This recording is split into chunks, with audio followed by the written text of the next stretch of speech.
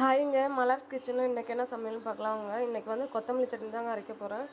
வெங்காயம் ஒரு பெரிய வெங்காயம் 1, பூண்டு, தக்காளி ஒரு 3 தக்காளிங்க, ஒரு மீடியம் சைஸ் தக்காளி 3, கொத்தமல்லி, கருவேப்பிலை, புளி இவ்வளோதாங்க எடுத்துருக்கேன் பாருங்கள். வரமிளகா ஒரு 6, தேங்காய் ஒரு அரை பத்தை தேங்காய். வாங்க எப்படி செய்யலான்னு பார்க்கலாம். வானல் வச்சு எண்ணெய் ஊற்றிக்கிட்டேங்க. அடுப்பத்தை வச்சுட்டு எண்ணெய் காஞ்சிருச்சு. உளுத்தம்பருப்பு போட்டுக்கலாம். கொஞ்சம் நான் உளுத்தம்பருப்பு மட்டும்தாங்க போடுவேன், கடலைப்பருப்பு போட மாட்டேன், எனக்கு பிடிக்காது. இந்த சட்னி அரைச்சா என் பிள்ளைங்க ரொம்ப நல்லா சாப்பிடுவாங்க விரும்பி.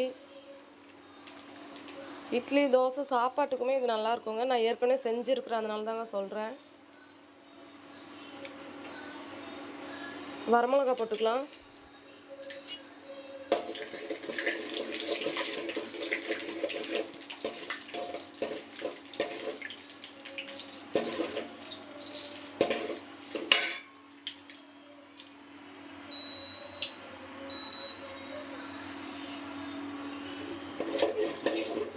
இப்போ வந்து வெங்காயம், பூண்டு போட்டுக்கலாங்க.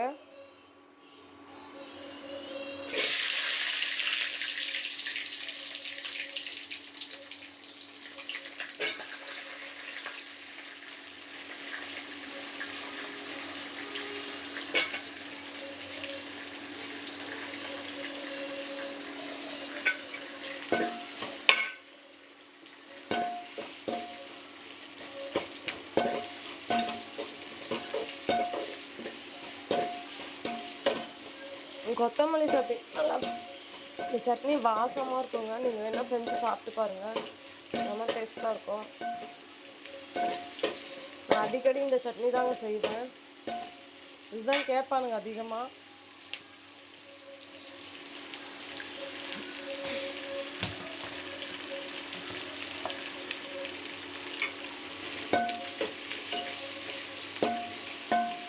வெங்காயம் போட்டுச்சுங்க. வெங்காயம் நல்லா வதங்கட்டும்.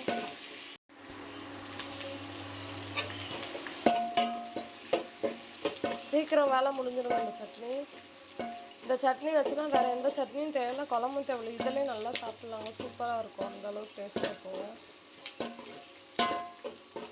இந்த இட்லி, தோசை வச்சுன்னா சாம்பார் வைக்கணும், அதுக்கு தனியாக சட்னி வைக்கணும் அப்படின்னு யோசிப்பேன். இந்த சட்னி வச்சுன்னா நீங்கள் எதுவுமே செய்ய தேவையில்லை, அவ்வளோ டேஸ்ட்டாக இருக்கும்.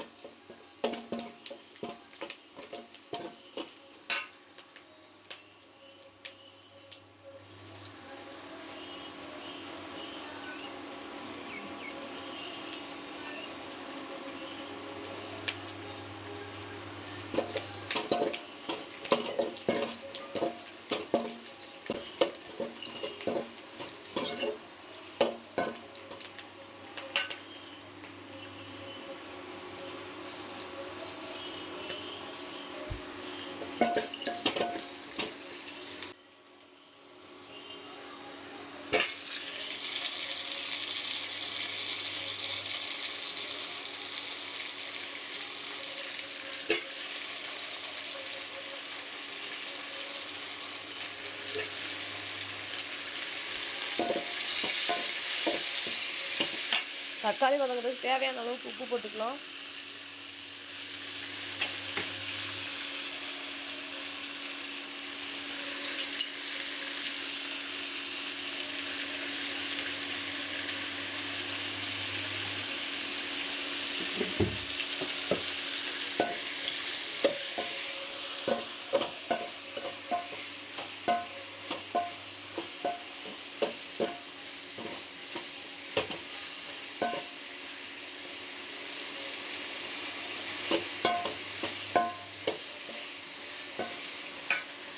தக்காளி நல்லா வதங்கட்டுங்க. கொத்தமல்லி தலை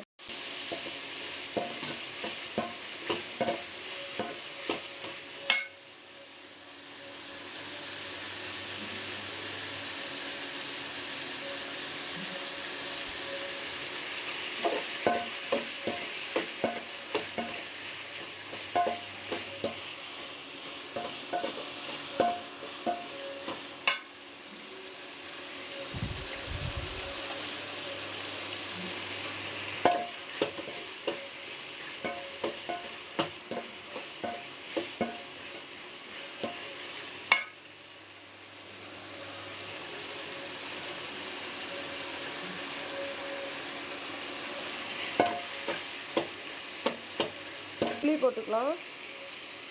அதுக்கப்புறம் தேங்காயும் போட்டுக்கலாம். லாஸ்ட்டாக கொத்தமல்லி தழை போடுங்க. அப்போ தான் அந்த வாசம் அப்படியே இருக்கும். அந்த வாசம் அப்படியே இருந்தால் செம்ம டேஸ்ட்டாக இருக்குங்க சட்னி. ரொம்ப கொத்தமல்லி தழை வதங்க விடக்கூடாது.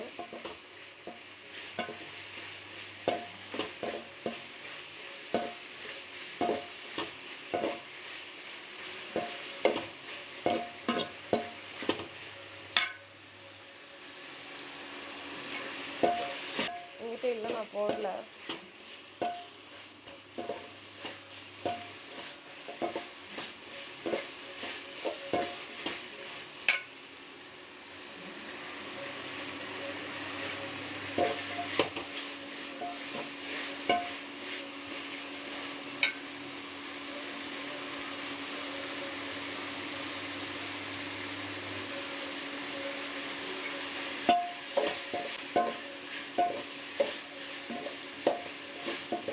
இப்போ புளியும் தேங்காயும் நல்லா வதங்கிட்டு இருக்குங்க.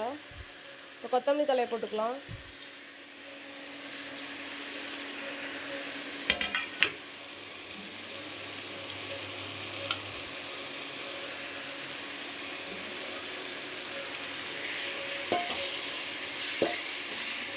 சும்மா லைட்டாக வாங்கினா போதுங்க, ரொம்ப வதக்காதீங்க. அந்த வாசம் அப்படியே இருக்கணும், அந்த கொத்தமல்லியோட வாசம் அப்படியே இருக்கணும், கொத்தமல்லி தலையோட வாசம்.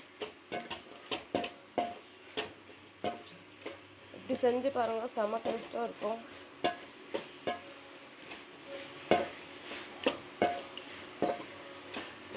நான் அடிக்கடி இதுதாங்க செய்வேன். நாங்கள் இட்லி தோசைக்கு சாதத்துக்குமே நல்லா இருக்குங்க. இதுதாங்க செய்வோம் அதிகமாக. கொத்தமல்லி இருந்தால் இதை செய்வேன், இல்லை வெறும் தக்காளி சட்னியும் அரைச்சிருக்கோங்க. அவ்வளோதாங்க, ஆஃப் பண்ணிடலாங்க அடுப்பை. இதுக்கு மேலே ஆற வச்சு அரைச்சிக்கலாம். சட்னி அரைச்சிட்டேங்க. நம்ம வெங்காயம் தக்காளி கொத்தமல்லியில் வதக்கி ஆற வச்ச சட்னி அரைச்சதுக்கப்புறம் பாருங்கள் எப்படி இருக்குன்னு.